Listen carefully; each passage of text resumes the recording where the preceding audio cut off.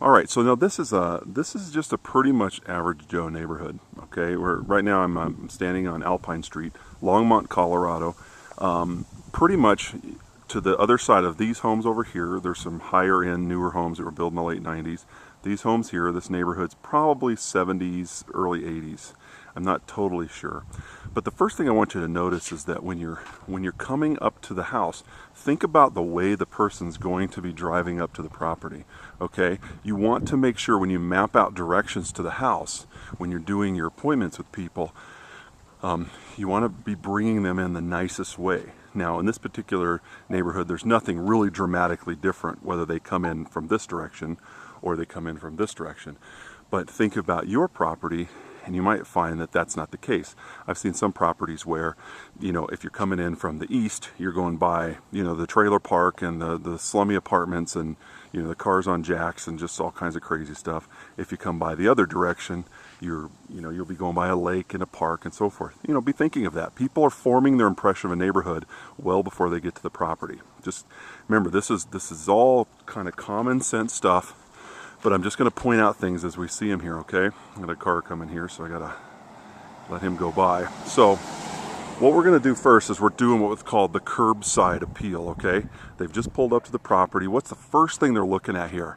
Now, pause the video for a moment and just list out some things that are common sense to you. And then what I'm going to do is I'm going to come in and just kind of plus those for you, okay? Because I think we're going to have a lot in common with our ideas.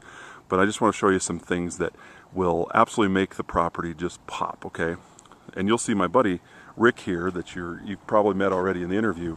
He's done a couple things really well, okay? First of all, neat and clean yard.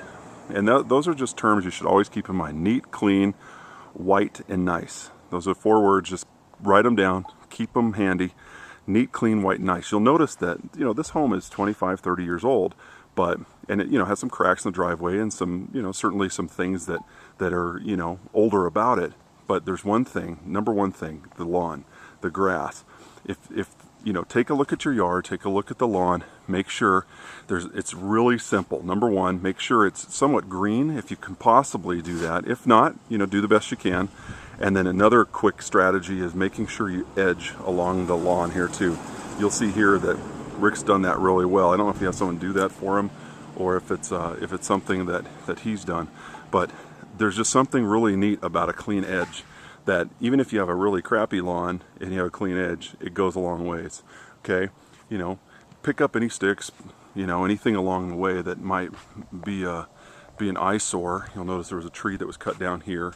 Now look over here, you'll see this house over here that's kind of, I don't know, in some state of disrepair or landscaping or something. So just for that alone, I would direct people to come in the other direction on this property, just so that they're making that first impression. You remember the old adage, you don't have a second chance to make a first impression.